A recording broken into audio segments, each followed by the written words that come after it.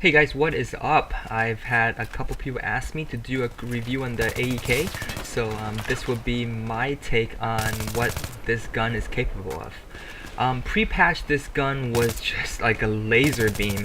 It had barely any recoil, and you could just almost full auto this gun and it would be completely accurate. Post-patch, they did nerf the gun a little bit. They did change the recoil of the gun, and I think it's a little more balanced now. We'll take a look through this video of how this gun works and what you can expect from it post-patch. I'm gonna just demonstrate to you at first what the recoil system works, how this gun works as far as horizontal and vertical recoil, and then we'll go into our little test area in Grand Bazaar again, and we'll take a look at what you can expect to find how this gun shoots. So this is just some TDM. I do think that if you guys really want to increase your accuracy and your gunplay, team deathmatch and maybe 64-player Metro is the best way. I know a lot of you guys hate on it, but it's definitely the best way to improve your aim. So you'll see on the top of the screen that I do have the recoil of this gun listed for you guys. It has a vertical recoil of 0.2, which is actually less than the vertical recoil of the M16A3, which is 0.25. But it does have a horizontal recoil of 0.5 to both sides, whereas the M16A3 has a left horizontal recoil of 0.1 and the right horizontal recoil of 0.3. So that's where this gun really kind of differentiates itself from the M16, is the horizontal recoil. And this is why I have decided to use the foregrip with this gun.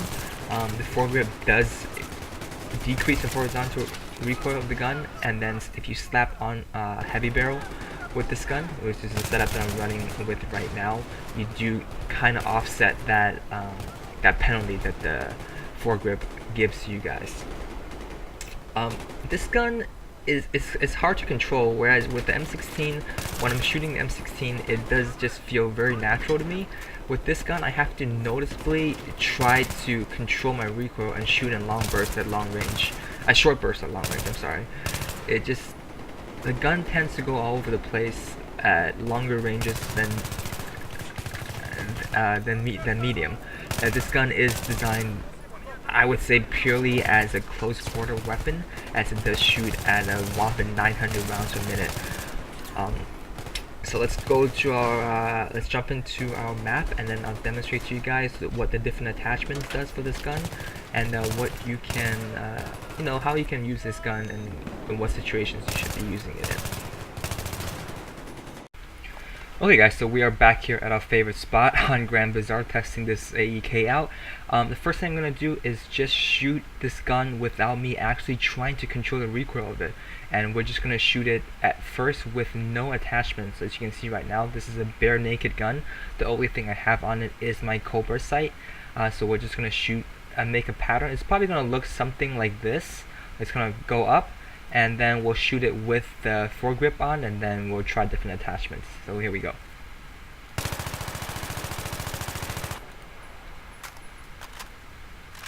So that is the gun, the way it shoots without any attachments. Now let's try it with the foregrip. Okay, so this is the way the gun shoots with the foregrip, and let's give it a try here.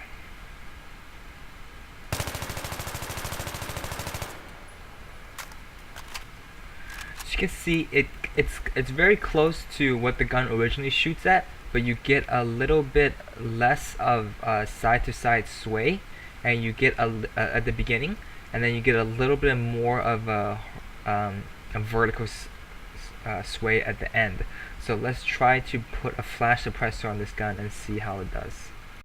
Alright, so this is the gun with the foregrip and the flash suppressor, and let's see how it shoots.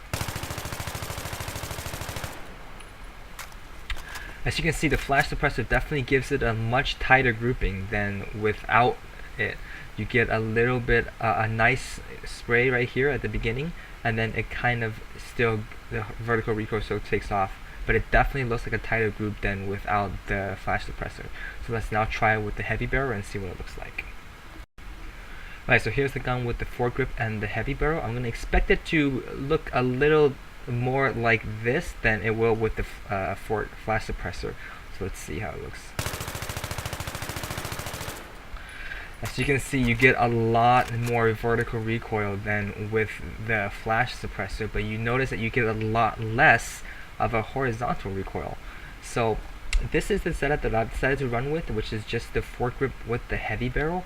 I find that it does complement this gun the best, and if you are able to control the recoil, the vertical recoil of this gun, it does tend to make it fairly accurate.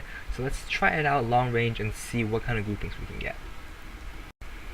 Alright, so here shooting long range, and I'm going to shoot in around 5 to 8 round bursts. This gun shoots so fast that it is kind of hard to shoot in small bursts, so we'll see what we can do.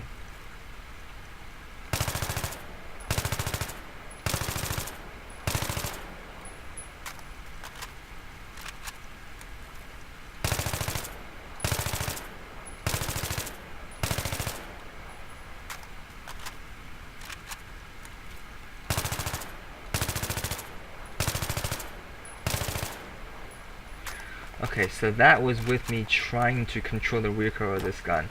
As you can see, this gun at long range is just all over the place. If you compare these groupings with my M16s, these look comparably awful compared to the M16. And let's take a look at how it handles close range or to medium range. Well, I think this is where the gun really shines.